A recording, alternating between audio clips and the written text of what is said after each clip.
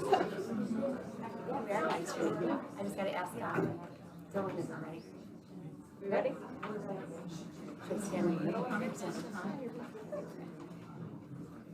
Good evening. Thank you everybody for coming. Sorry, I have to put my cheaters on. My name is Colleen Gaglio and I'm the current and outgoing PTA president. Yeah, my kids, after 21 years, I'm finally leaving after next year, so figured it was time. And we got a group of nice young parents that are going to be taking over, so we're leaving the PTA in sound financial and leadership. And this is Brenda Sis, one of our parents that's going to help moderate tonight. I want to thank everybody for coming and thank our candidates for the Eden School Board. We have 5 candidates for 3 open positions. I would like to thank the candidates and encourage anyone that doesn't get elected to stay involved in the school, PTA, and the community. There's always opportunities for that, so we really appreciate that. The way we're going to be doing this, we pulled names beforehand of the order of who will speak. We'll let the candidates talk about themselves and give their biographies and whatever other information they want to give. And then we have a list of questions that were received online. Some people that couldn't make it, and they wanted to remain anonymous. I'm a nurse, not an educator, so you can tell that. A very good nurse, though. And then we'll open it up to questions, and you can ask the candidates individual questions.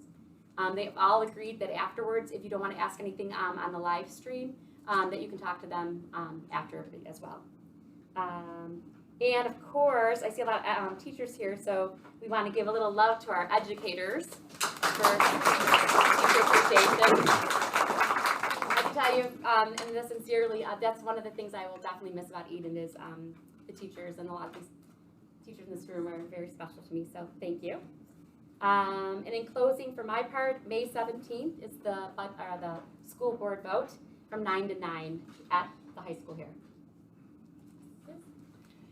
Okay, we're going to start. We'll have introductions first, and then we'll have everybody kind of go through and just give their a little bit of about themselves, a little biography for you to get to know them a little bit better. And then we'll start with, I'll moderate the questions that we have received from the community already, and then we'll go into the questions from the room. So we'll start tonight with Don Sutton, and he can talk a little bit about himself. Oh, that's for the question. Go first? Go ahead. Okay.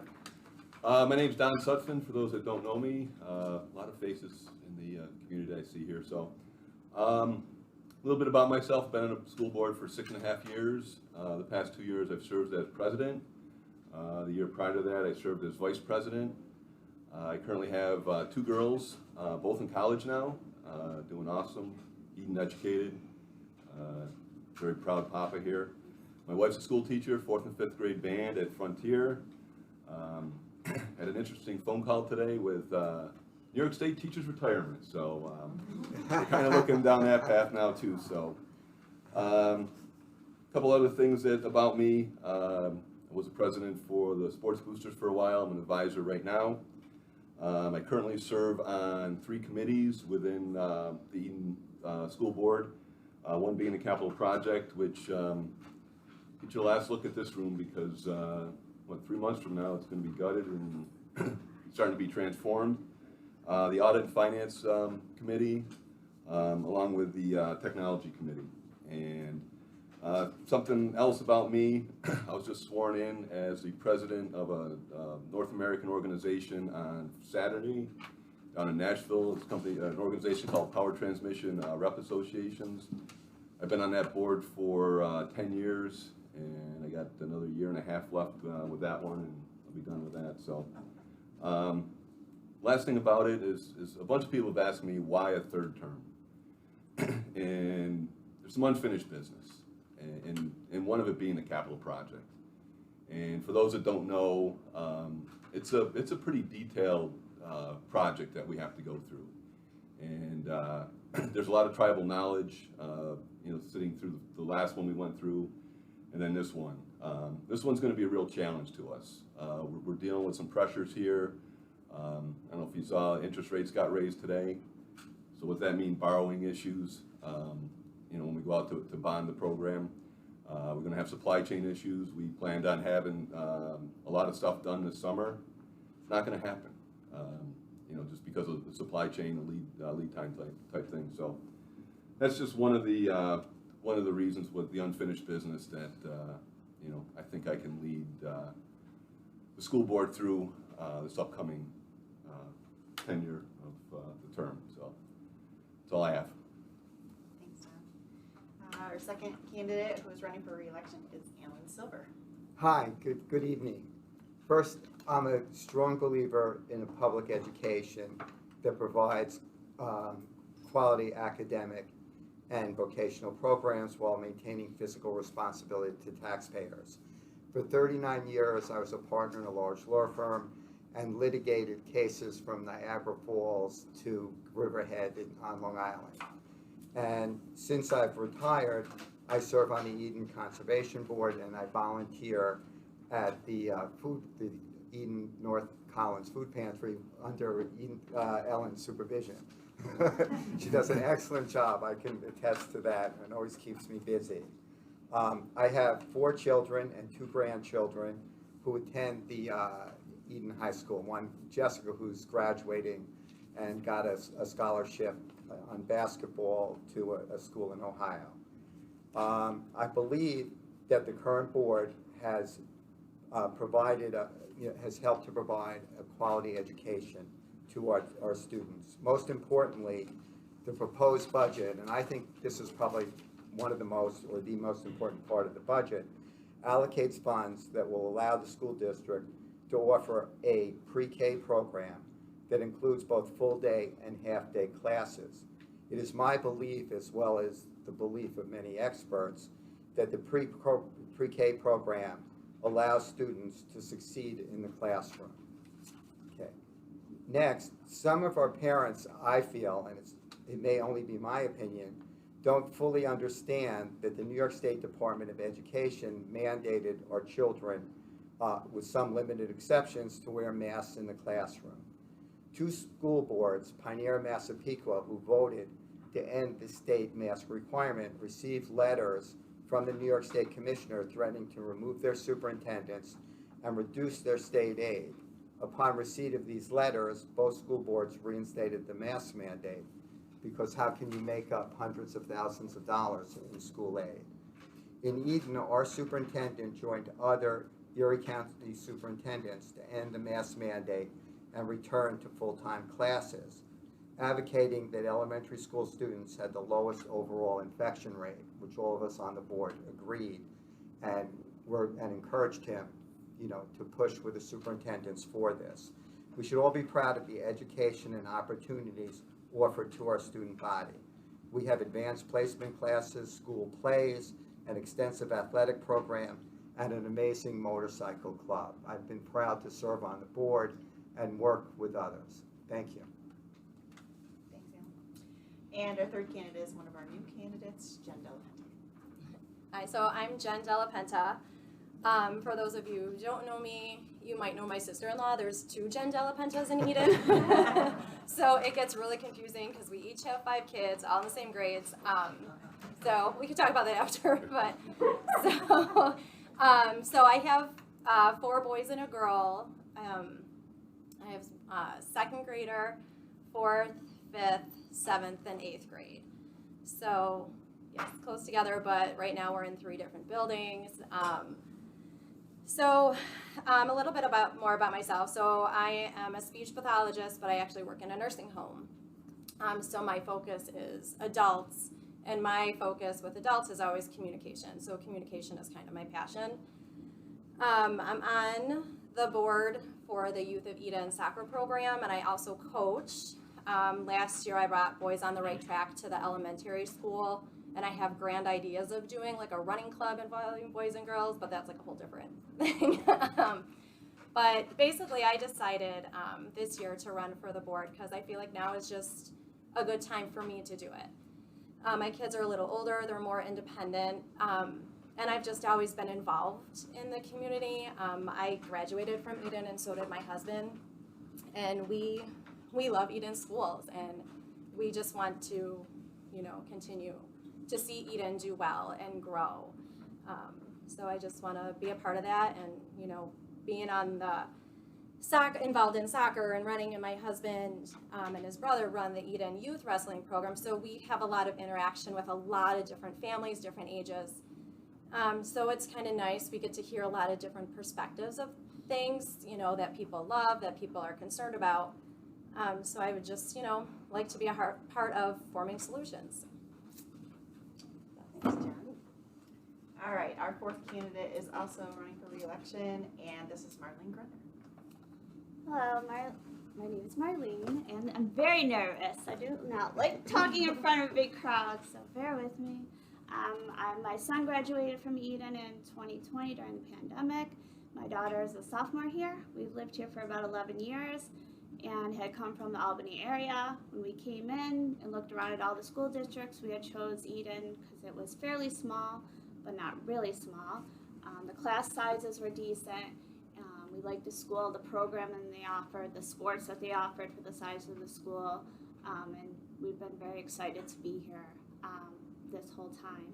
I was a kindergarten teacher for 5 years before moving here, and I also taught preschool. I have a master's in education, so I do have a background in education, and that's my passion. Not necessarily in the classroom anymore, but I have a passion for children, for teachers, for parents, in the hopes that everyone work together to make our education system better and to work out those little kinks that come along the way. I've been on PTA with Colleen for 8-10 years. We switched back and forth on leadership. That's kind of how it started with me getting on the school board. I was in PTA and just wanted to be involved in the school and wanted to use my time, you know, to see what we could do.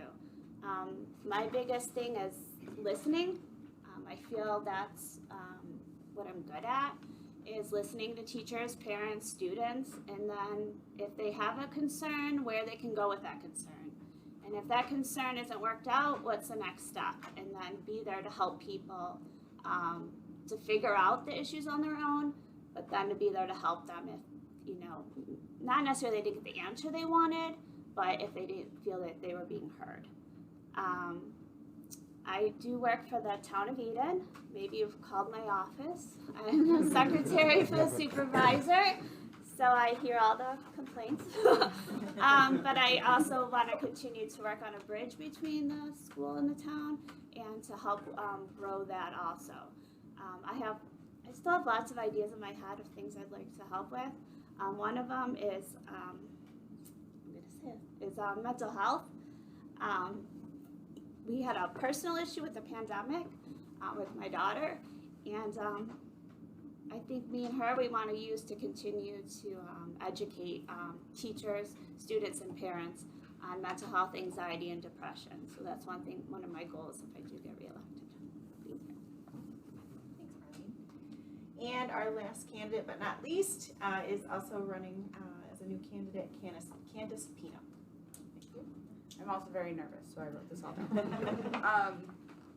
My name is Candace. My husband and I moved here in 2011. He is also an Eden graduate, and we settled on Eden because of the schools. We currently have 3 girls in the district. My husband and I own a machine shop that's located in Boston. My husband's an East Eden firefighter, and I serve on the town zoning board of appeals. Last year, I was appointed to the board of directors for the Buffalo Niagara Manufacturing Alliance. My work there focuses mostly on advocacy and workforce development in conjunction with the Northland Workforce Training Center, where the BNMA was pivotal in bringing to Buffalo. I am running for school board to ensure that parents have a voice and a choice in their children's education and experience throughout their school career. We want curriculum transparency, to partner with the board and teachers when choosing a curriculum program. We want to develop a better relationship with the board, which includes open and honest communication. We want our concerns and questions answered and not dismissed or ignored. We need to defend and protect everyone's rights to parental choice, as well as preserve our rights to medical privacy and individual freedom. And I really just want to emphasize that this community totally captivated my heart when we moved here. I love everything about it. We want to stay here for the rest of our lives. So it's with great gratitude I'd like to be elected to serve and protect our most vulnerable population. Okay, so we did a lovely little draw of the names so that we could keep the order fairly for answering the questions. We do have a list of questions that came in already, so we'll start with those. And our first candidate to answer a question is Candace. And that question is, what are your thoughts on the current and proposed school budget? I have reviewed it. I actually have zero criticism or critiques at this point. I feel it's acceptable. I actually don't even know how you budget. I mean, I know how to budget. I budget a business every day of my life, but it's extremely challenging, especially with all of the inflation on everything, virtually everything right now. So I'm impressed that that it came together as it did. And I have no issues. Thank you. And our next candidate to answer the same question would be Don Sutton. What are your thoughts on the current and proposed school budget? It's tough when you're the one that actually did the bulk of the work on it. No, this is my scorecard. And going back 6.5 years, I came in, and Jen was in this interview when I filled in for Colleen Campbell, who left the school board. I said, basically, I came in for an 8-minute interview, and I said, I had 2 kids in the school district, my wife's a school teacher, I'm a small business owner, and I hate paying taxes. Plain and simple. I got no agenda. So when you start to dive into it, and Candace, it's overwhelming. It takes you, it's like drinking from a fire hose your first couple of years when you go through the budget process. But a couple challenges we have in Eden right now. There's no growth. 0.0073% growth in the tax levy this year. So think about that. We're going to try to, tax the community more, but yet there's no additional houses. So that's what, 3 houses that basically came into Eden for the tax roll? Amy's nodding her head. She sees where I'm going with this whole thing. It's not like we're in Frontier or Hamburg or any other community where there's townhouses and a plot of 40 houses going in here. I know we're trying to get some off of Evelyn there and some other things, but that's the biggest challenge is balancing the taxpayer's burden and still being able to provide the complete educational experience that we can. We've not cut a sports program because of funding. If we cut anything, it's because of lack of participation. Same thing with musical, same thing with clubs. Our goal as a school board is always to have a certain class size. We have a number in our head. This capital project is going to address some of the constraints that we have over in the elementary school. But that's the biggest challenge is balancing the complete tax levy is on the taxpayers here when it comes to it. So that's what I take deep pride in. And over the years, since I've been on the school board, we've gone from 50%. So basically the town contributed 50% of the tax down to, I think this current budget is 45.69%.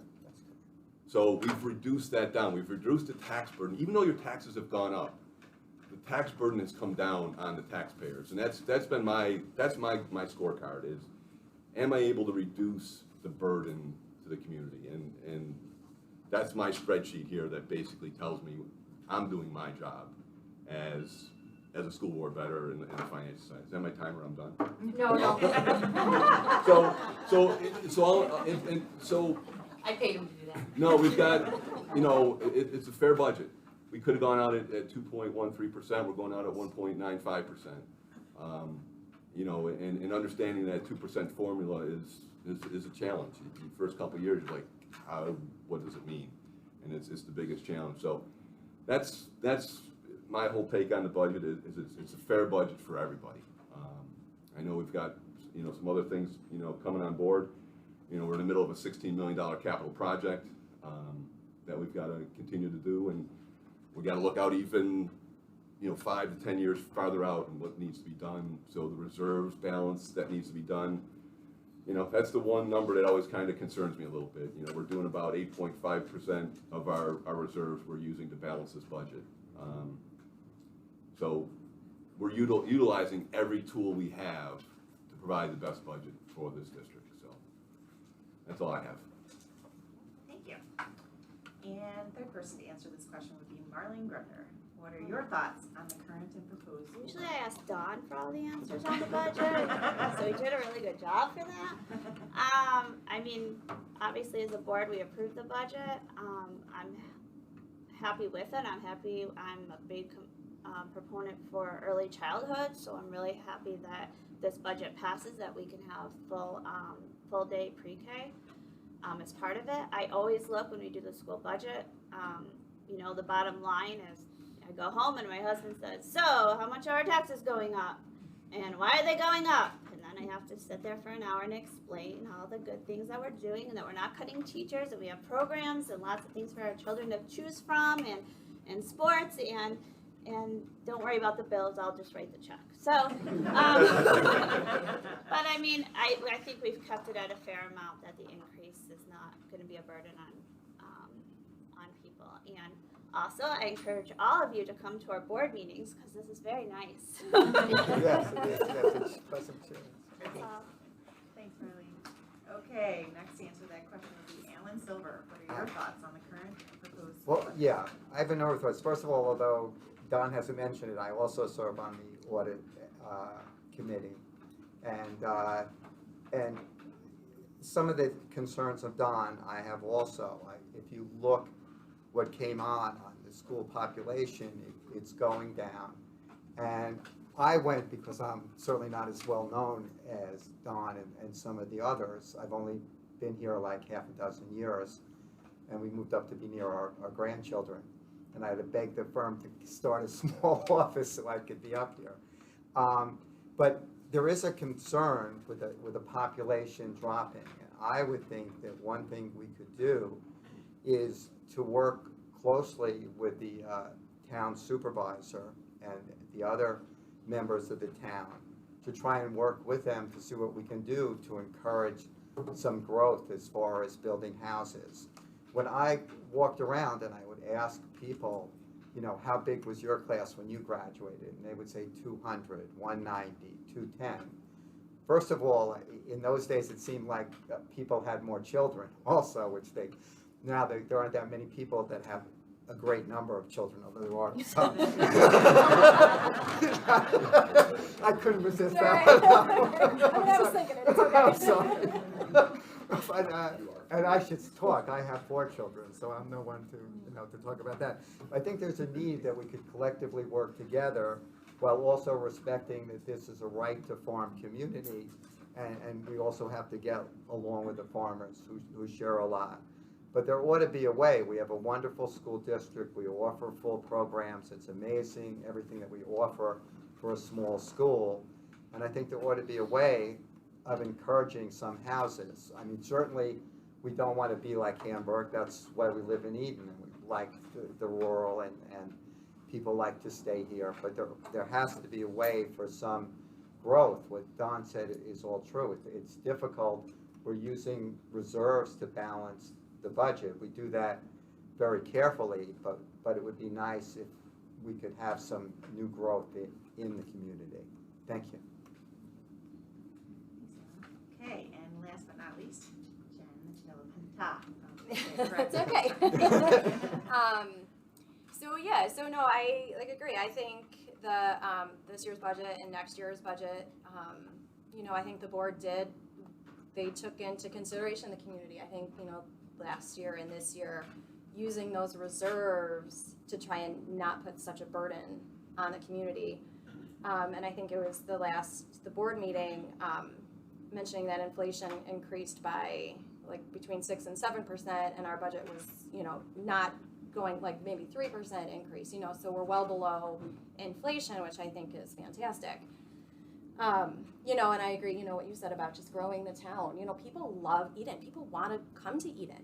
We have a great school, and I think, working with the town is great. And my mom always said she years ago worked for the town hall, and then, I don't remember what her name was, but she always said businesses also bring in a lot of, your tax dollars. So, I think working with the town, finding, ways, but no, I think, you know, the board does take into consideration, and we're all taxpayers and no one wants to pay taxes, you know, so it's not, you know, so I think you do the best with what you have, knowing you're doing the best for the kids in this town, which, you know, is our future. You need an educated society, you know. Thanks, Jen. Okay, next question, Candace, would be, can you please give us an estimate of how many school board meetings you have attended? In person, a handful, and then COVID happened, so I resorted to the YouTube links, and I would watch them, Okay, you know, for a long time. thank you. And you're done. Over 80, under 100. I think I'm gonna physically miss and not be able to attend a June 15th one coming up, but even when I've been pre-Zoom and COVID and stuff like that, if I was out of town, I would at least Zoom in. Lucinda we worked magics on some things, being in hotel lobbies where you had to be because it was open meeting, but between the 80 and 100. Thank you. And Marlene? I don't know, but 8 years worth, probably missing 1 year. Because I used to come before I was on the board and used to attend those, so I don't know how many. Thank you. And Alan? In my 3 years, I missed only one meeting when I visited my son and grandchildren in Connecticut. And so it was just that one over the 3 years that I've missed. And Jen? All right, so I actually think last month was my first in-person one, and yeah, the numbers, I looked around, I think there was one other person there. But I have, I was like, am I in the wrong place? No, but I have watched plenty of them online. You know, usually I go to the online link. I remember even last year watching it, like, over, like, reviewing the budget and stuff and how the heck it all came together, like, you know, and I like that I could do that, you know, but yeah. Okay. So it's nice to offer that. Yes. Okay, next question, Candace. Tell us one area of the school board budget that you would never consider cutting and why you think that that is a priority.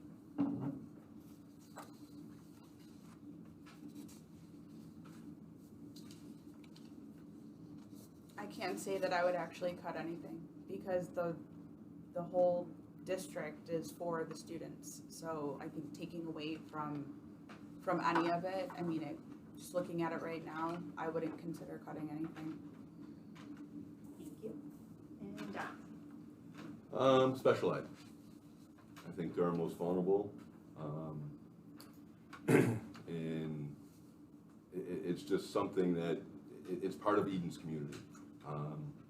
And I know Jeff's working on, you know, an audit within special ed right now, and to make sure that we're properly handling the special ed students.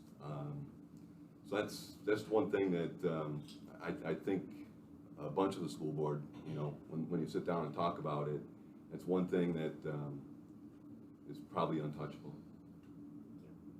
And Marlene? It's hard to say. I think for me it would probably be teachers. I mean, sometimes if the budget doesn't pass, you have to cut somewhere. You don't have much of a choice, but teachers is one place that I prefer not to cut from to keep our staff ever growing. And Alan? Okay, I certainly agree that teachers are our biggest asset, and I also feel, and I believe that I was the one who brought it up. I think our special education program, I was glad that Mr. Sortizio agreed that we needed to take a hard look at it. My very best friend has an autistic child, and with work he got a Regents diploma. And I had asked if we would have figures on how many of our special education people get a Regents diploma. It's certainly possible with proper work. People are, for the most part, not everyone, educable, and they deserve that chance to get the best education possible. And Jen? Yeah, I wrote down, I know in the younger grades, and I cannot remember what it stands for at the time, I had the AIS programs, the math and reading, and that's, what I wrote down. Because those extra programs, those extra help, they do benefit kids struggling, because if school's hard, you're gonna hate school. And the speech language pathologist in me, I know how important that extra help, the special ed program is for kids. And I think especially now with the pandemic and everyone's behind, and now there's, all these other issues, the mental health issues too that play a bigger role in it. So I just imagine now, those extra programs, the special ed, the AIS programs, they just are in higher demand. Now more than ever, we have kids who are so vulnerable to just, falling way behind. Okay, next question, Candace, would be, what do you see as one major issue that our school district is facing, and how would you try to make a difference on that issue?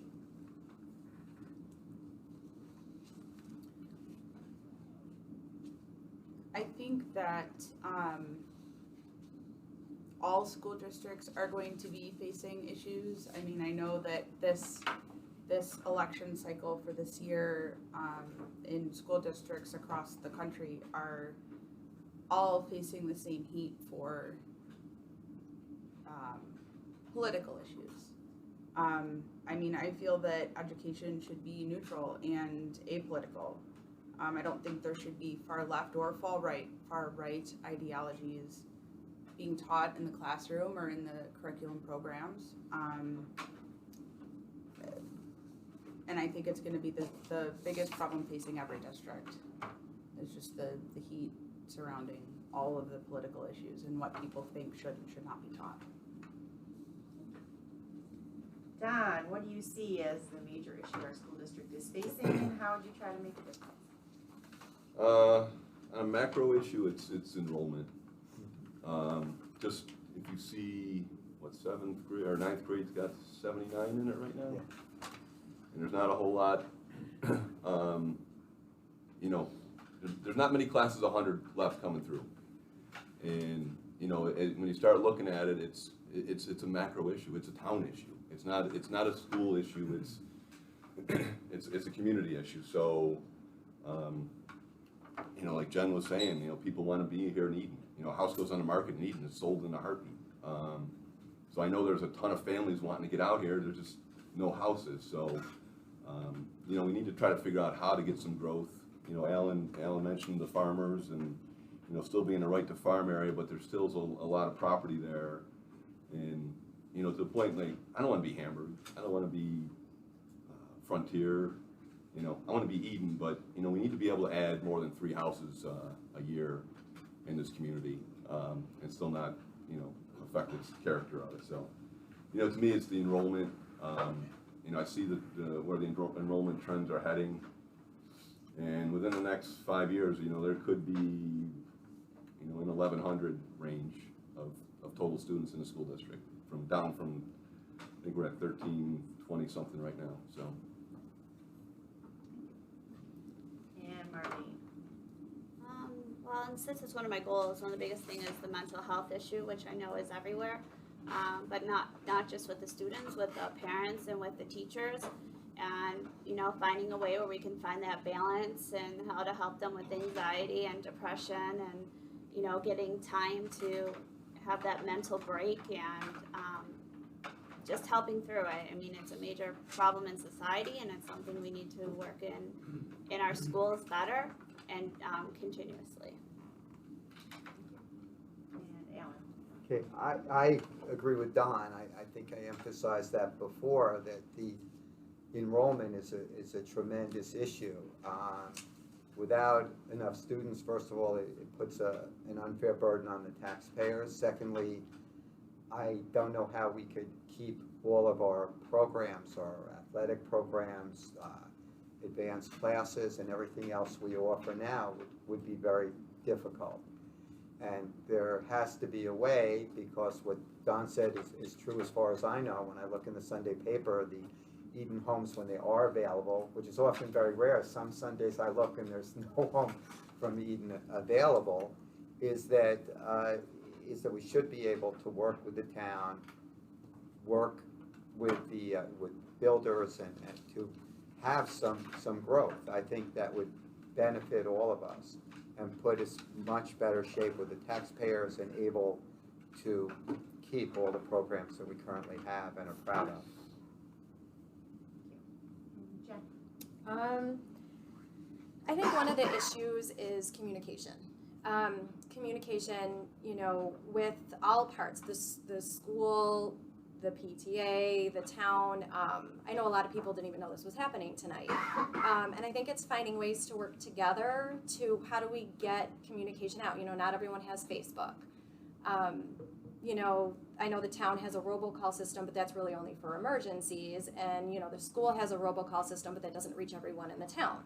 So what are some different ways we can do to sort of build those bridges, build those communication? You know, can the Board of Education do like an email system or have their own robocall or even put flyers around town? You know, there's different ways to get messages out there, and I think just trying to build those bridges between all the organizations just to increase communication, community involvement, and kind of that, you know, teamwork. Okay, next question. I think there's only three questions left here. So, Candace, please tell us what you think is the primary role and responsibility of a school board member. I think boards are supposed to represent a community as a whole, with all of their beliefs and all their values. I think that members are supposed to come from all different backgrounds to offer a variety of different ideas and opinions. But ultimately, students have to come first. I just think that with students coming first, kind of tied in with communication a little bit as well. Parents need to be involved in these decisions too. And I think there's plenty of situations where we've been left out.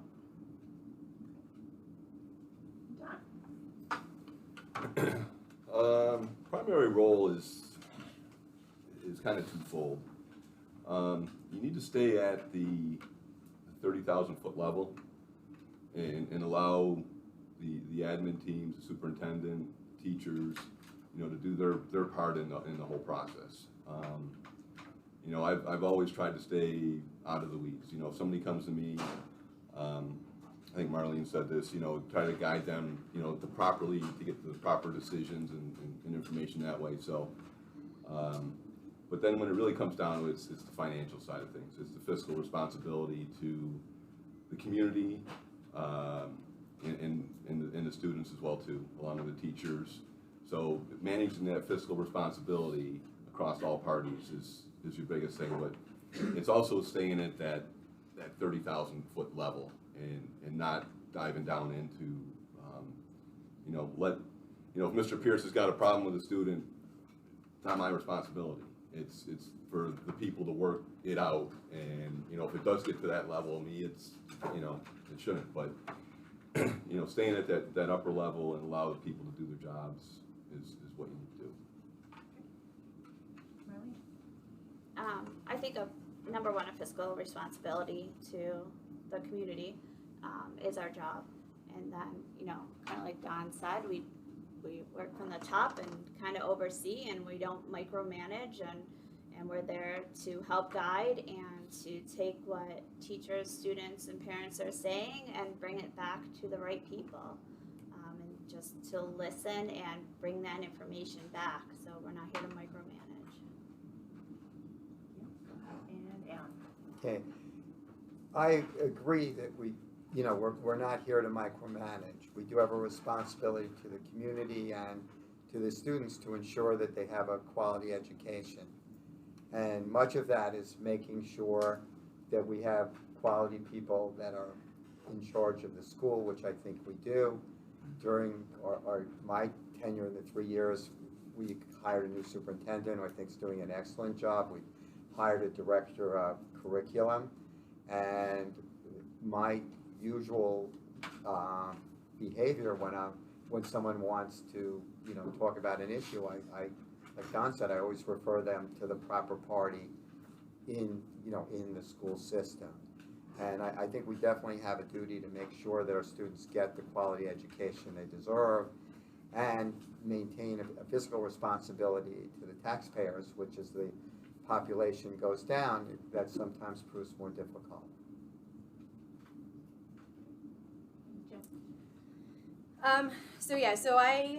When I had considered running for Board of Education, I looked up, okay, what does the Board of Education do, right?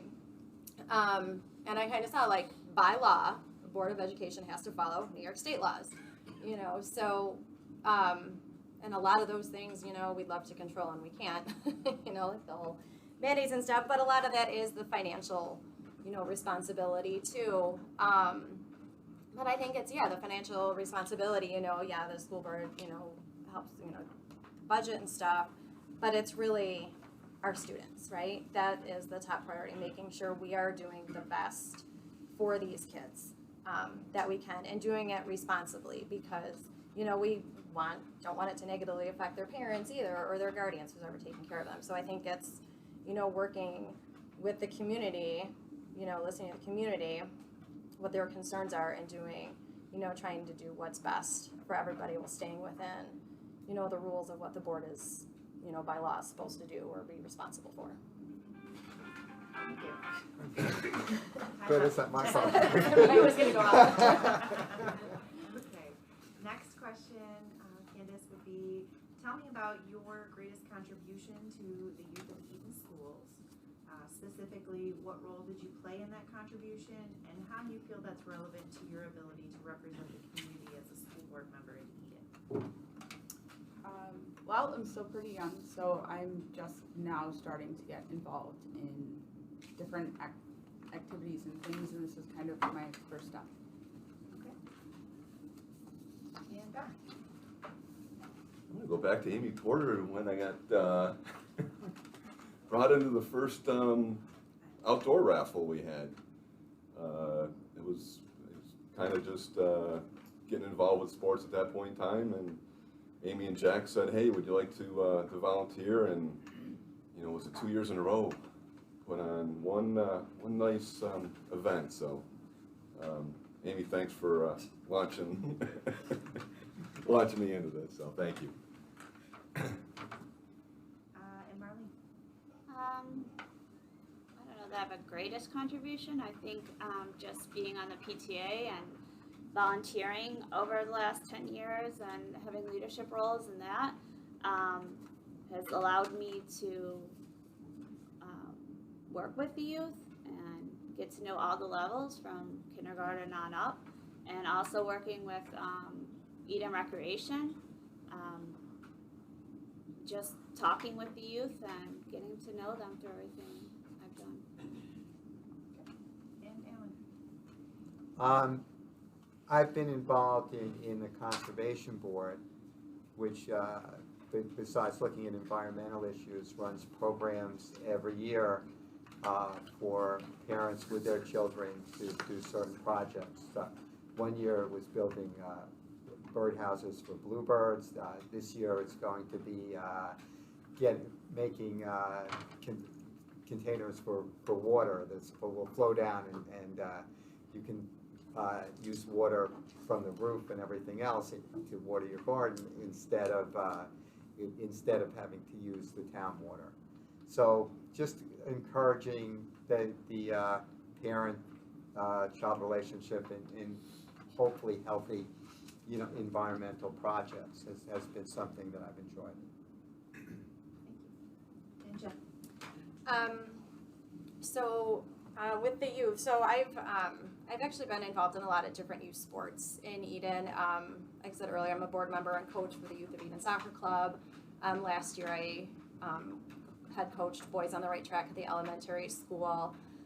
And then this year I helped organize, with the wrestling tournaments we did. We had sold lots of food, an all-day event, and that was exhausting. But but through those organizations between wrestling and soccer and Boys on the Track and stuff, it helped me build relationships with a lot of different people in town, different ages, which is kind of nice. Just I'm a talker, so.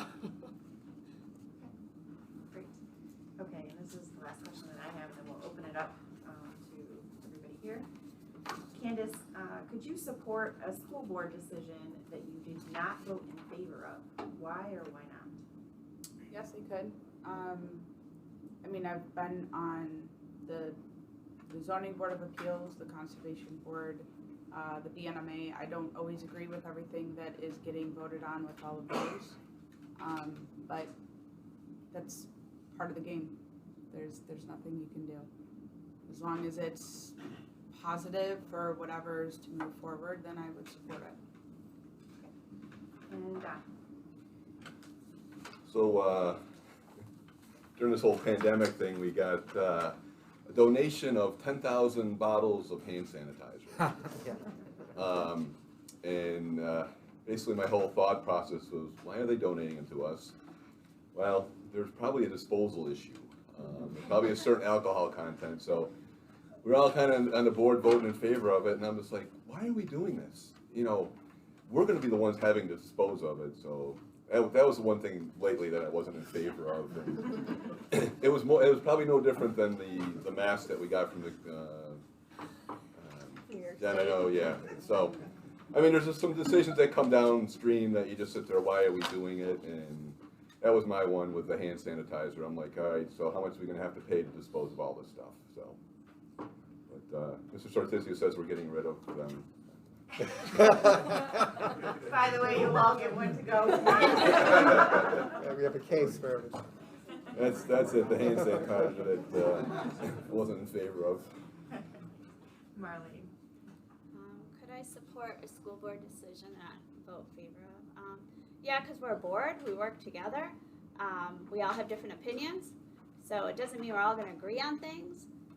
I still think if you don't agree on something, you still can voice your opinion about it, but we have to work together to come to the, the best decision is, and what the decision is, that's what you have to deal with. It happens to me all the time in life, so, yes. And Alan? I agree with Marlene. I think on the board, we work very well together, and we try and reach an accommodation and the best decision possible. And I think it's important to work in a unified manner. I haven't had any experience where I felt, that much that there was nothing that I felt I couldn't with some compromise to work together. I think that's been something that's really in favor with this board, that we work very well together. Jen, for those of you who don't know Jen, by the way, I just want to say there was a post she put out one day with the masks that Don was referring to. Cracked me up because it was her youngest with the mask on. It was even my youngest. Oh my youngest son. It He was was like this hilarious. tiny head, and it literally covered his whole face. It was just hysterical. Like, It was a funny post. it was funny. I'm like, they was wearing it as a hat, and, that's all right. So yeah, absolutely. I, could support a board decision because, that's what democracy is, right? Sometimes you don't maybe get your way or get what you want, but, the board, it's a team, and you have to work together to make things work because, if you're putting your heels in, it's, you're not helping anybody. Even if you don't agree, or then working to figure out, okay, well, why do you feel that way, to try and change my mind, I guess. All right, that is the last questions that I received, so we're going to open it up to the floor. I have a question. I'm Robert Pierce. I teach AP World History, Global Studies, and I have taught all of your children, and I have taught you, Jen. You did not teach me. I was never your student. You had Timmy. You had my But I cousin. have been blessed to have your children in school, your brother, Jen. And I would also be remiss if I did not say we lost a dear friend yesterday, Chuck Yeo. He was a mentor, he was a fellow teacher, he was an athletic director, and a guy who just loved this town, and loved his children, and loved the school. So, that being said, product of public education, I am. I'm a strong believer in it. As you pointed out, public education is under attack, big time, in this country. That being said, on a positive note, drawing upon your own experience as a child, as a parent, as a grandparent, Mr. Silver, and you alluded to a lot of this already. What is your biggest champion about public education?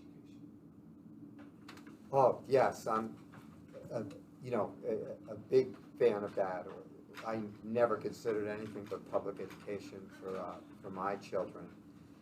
I think it's a place where, you know, everybody can meet and learn to get together, work together on sports teams such as yours, and really have some equalization, and it just brings the community together, the public education. I feel it's very important.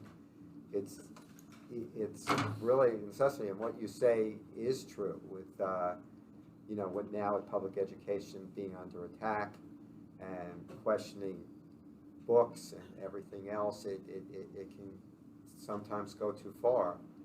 And I think we have to be careful to keep public education strong and powerful in this country.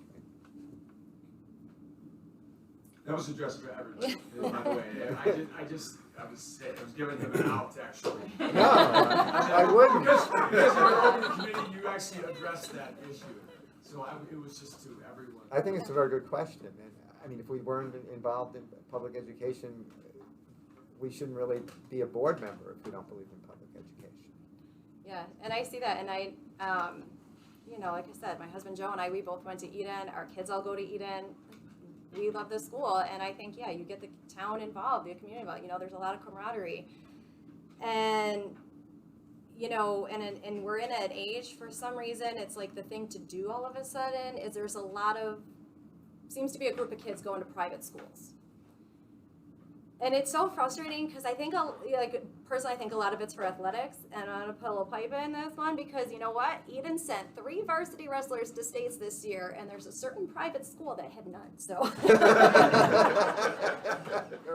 You know, but, no, but I think what we do at Eden, and I know I'm a sports person, but just not with just sports, look at our musical. I mean, my gosh, the Kenny Awards, I mean, it's amazing what this small school is doing. I mean, the musicals are amazing. Even our academic programs. Today, I know there were several signings, seniors going to different colleges and stuff. So our school, we're doing good things, and I think we should be celebrating, you know, all our accomplishments, you know, academics, you know, athletics, the musical, because, you know, we do have a lot to celebrate. Oh, I would add on that our mock trial team, and my daughter is here, soundly beat St. Francis. Well, I wasn't going to mention any names. You're scratching you already. And a public educated child. Yes, and she's publicly educated, yes. Yeah, it's, you know, it's the key, especially to this community. I mean, for what we've done, you know, what was mentioned by both Ellen and Jen, you know, what this community's produced is just phenomenal. You know, it's, you know, I'm really proud of what we have come out of here. And, you know, I said we need to stay at that 30,000 foot level. I don't know anything about curriculum. Robert, you're in social studies. I'm not going to tell you what to teach, what not to teach, but I trust you. I trust our administration. I trust that we're going to, you know, basically educate our kids the right way. And the biggest thing, like I've learned the last year and a half, almost 2 years now, is I got 2 kids in college. One at West Virginia, and the other one at a small college in Seton Hill. And they've adapted just perfectly. One's at a 36,000 student one, and one's at a 2,500 one.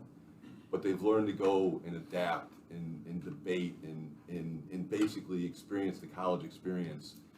They're doing extremely well in class, you know, so it goes back to the whole time management stuff that all the teachers have given them over the years. One better than the other on the financial side, but she didn't have you, Brandy, so I'll just leave it at that. But anyways, it's, you know, it's high school, and, you know, to me, it's where we put these kids. And not everybody from Eden needs to go to a four-year school. I mean, we've got the best diesel mechanics, the best mechanics coming out of this school district. And it's all publicly educated, where you're not getting it at a private school. You're not getting diesel mechanics. You're not getting the farmers. So, you know, to me, this community just screams, you know, public education, and a job well done by everybody here. Yeah, I'm a champion for public education.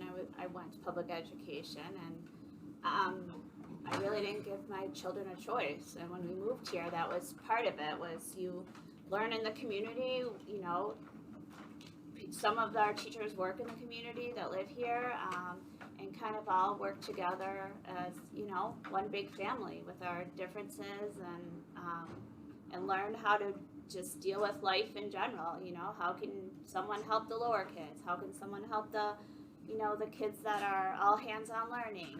And I think we can get the best well-rounded education through a public school. I like education in all forms. It doesn't, for me, public obviously is my first choice because my kids are in public school. But, you know, I went to Catholic school and public school. My husband was homeschooled before he even came to Eden. So I think that education in any form is great. I mean, specifically for public schools, that's why we came here, and that's why we put our kids in these schools. I mean, just some of the things that I've seen with my own. I mean, the band is phenomenal. I don't think we could get any program like that in any other school, and I really think that you have everything to do with that, because I've never seen kids so passionate about music before.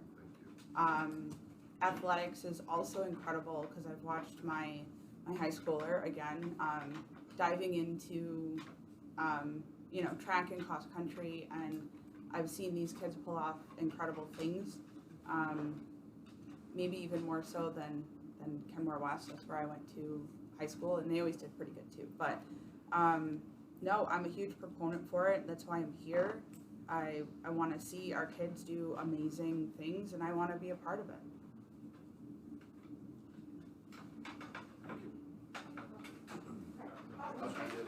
Go ahead. Okay, so one of the questions I have, I guess, is kind of maybe think of some of the answers that were answered.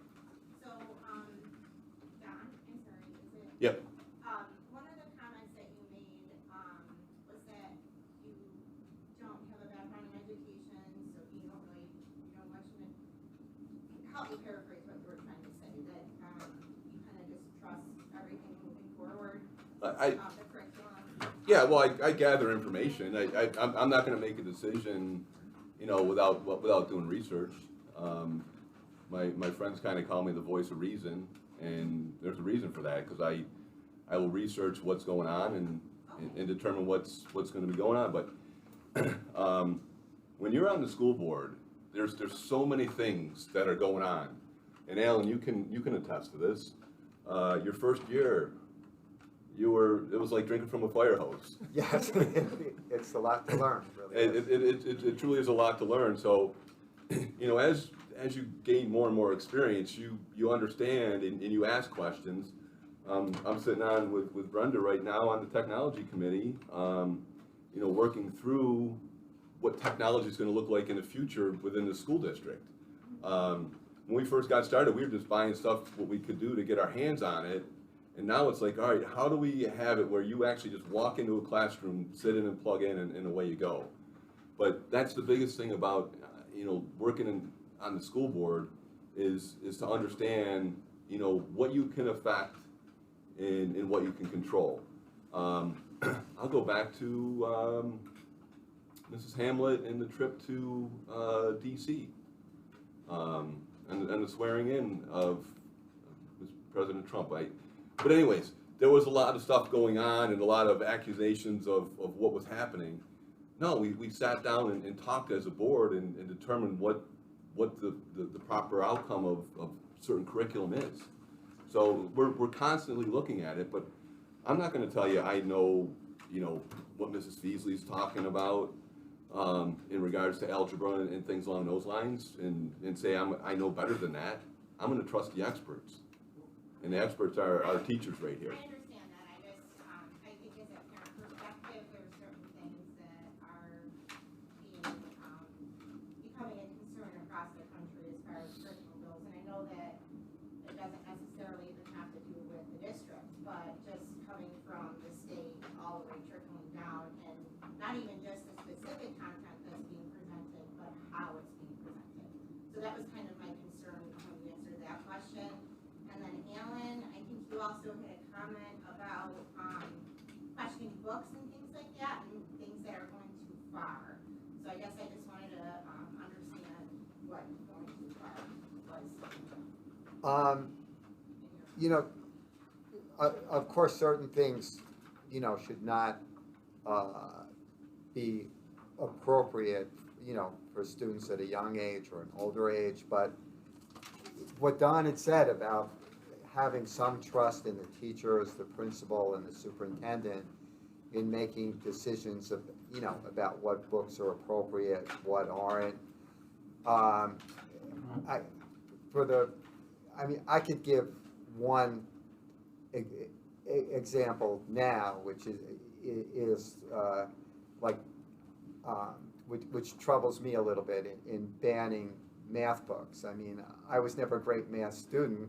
There are probably some math books I would have liked to eliminate so I'd get a better mark, but that goes very far on questioning math books. There are some things and some issues that don't have to be raised, and I agree, in grades 1 through 12, and we should be careful of issues, and maybe some things inappropriate.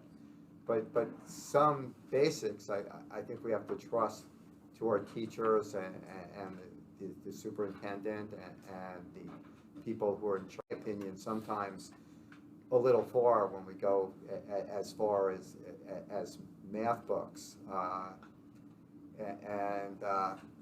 That's my only thing. On other issues, I would agree with you that there's some things that. It does not exist. That's a fallacy. Yeah, which we agree. There's Yeah, a lot of different names for it. I know that the district just adopted new goals that include DEI, which is diversity, equity, and inclusion, and I'm not saying that any of those things are bad.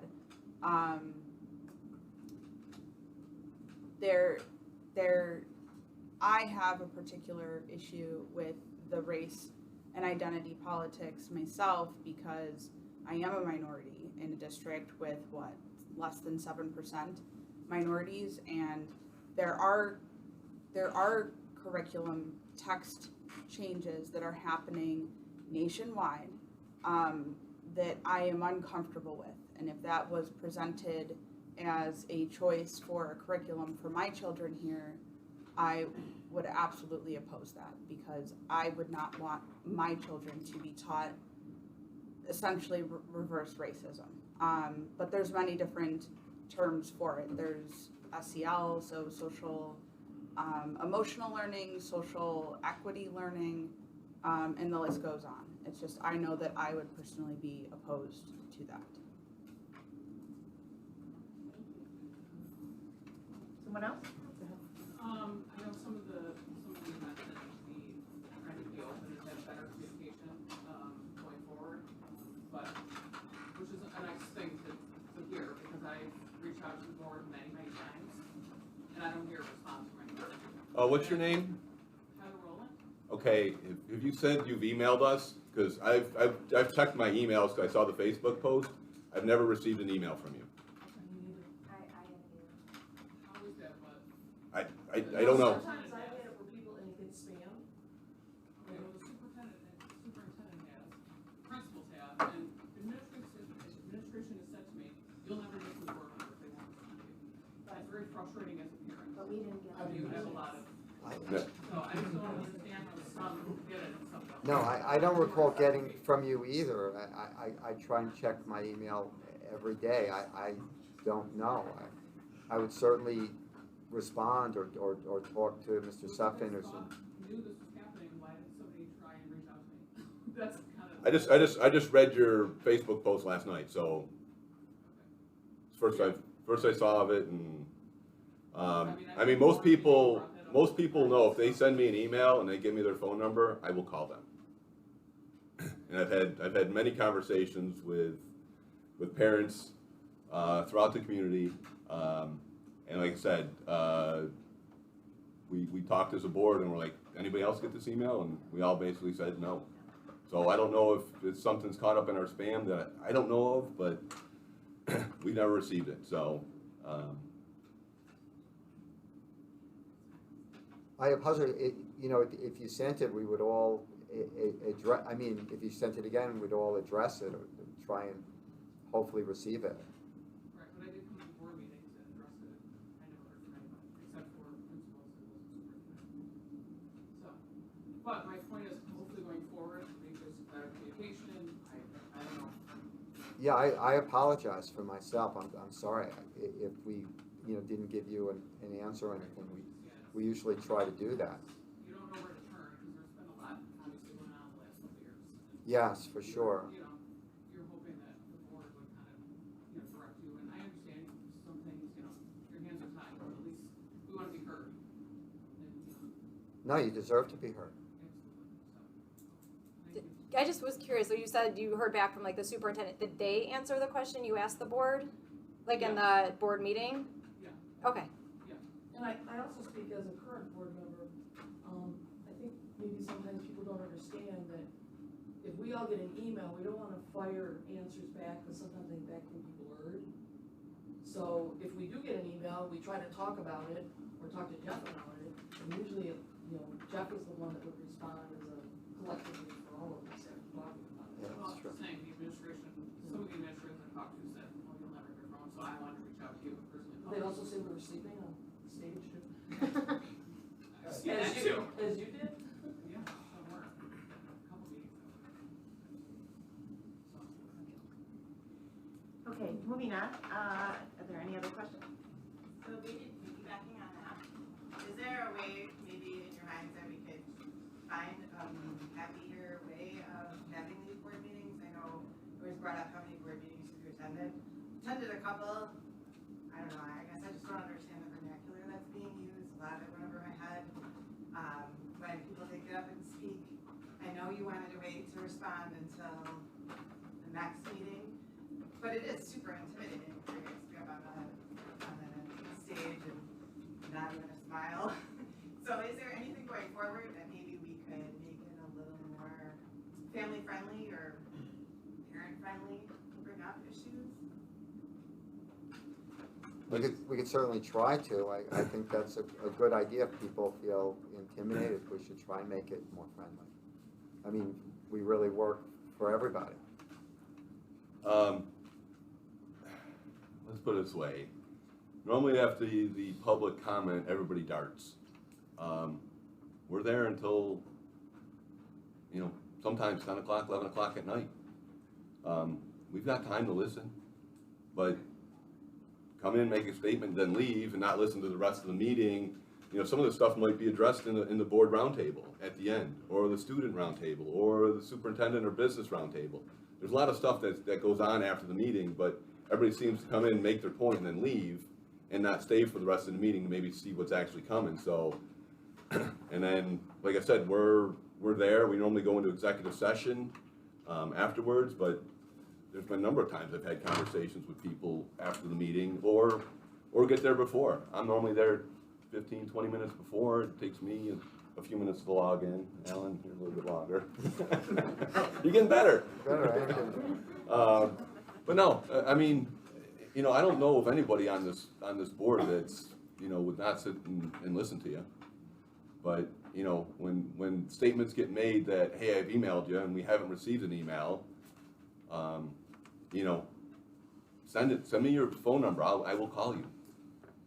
I can attest to that, and I think every board member knows, and especially Jeff knows. I have brought up some very heated conversations with them that I completely disagree on, and I literally had no concerns whatsoever about them stopping to talk to me. Jeff has called me probably 15 times because I'm kind of that push the button person. So I've never really had any trouble when I address them face to face or have a conversation with them or call them. They certainly respond to me, and I'm really sometimes not very easy to get along with when I have something on my mind. So, you know, I don't think that anybody would intentionally avoid a question, because I've fired some really heated questions at them and they may not agree with me, but they do call me back. And myself, of being a parent in the district for over 20 years, and I've attended hundreds of board meetings in person, and sometimes I'm the only one sitting there, correct? Yeah. And I've grabbed them before and after myself, and not just these board members, but like every board member in the last 20 years. Like, there are ways besides emailing and even sending letters. You can come early to the board meeting, stay after. I've never had an issue. So, and usually if you're the only person there, you can talk to all of them. As long as they join the PTA, then we'll talk to them. I mean, I don't know how many, sporting events I've been at, and, had conversations, well beyond. But it can be intimidating, though. It is true. So the communication thing is definitely. Yeah. Yeah, it's one person talking to Yeah. 7 or 8 people, Yeah. yes. Yeah. And that's hard if nobody smiles and they just look sternly Yeah, when you're right, talking or yeah. something. So we should improve also. Absolutely. Hey, can I interject on this? Sure. And I think I understand what you're saying. At a board meeting, someone gets up, they're passionate, they want to share something with the board, they want an answer right now. And I understand that. The Board of Education meeting is a board meeting held in public, it's not a public meeting. And when it comes to hearing from the public, that's exactly it. It's the public's opportunity to speak to the board, but it's not a back and forth, it's not a question and answer. So sometimes I'll lean in and say, can I have a little leeway here? And the board president, because I'm a guest, and it's the board's meeting, I'm a guest. And I have a little leeway here, and occasionally, and I will respond.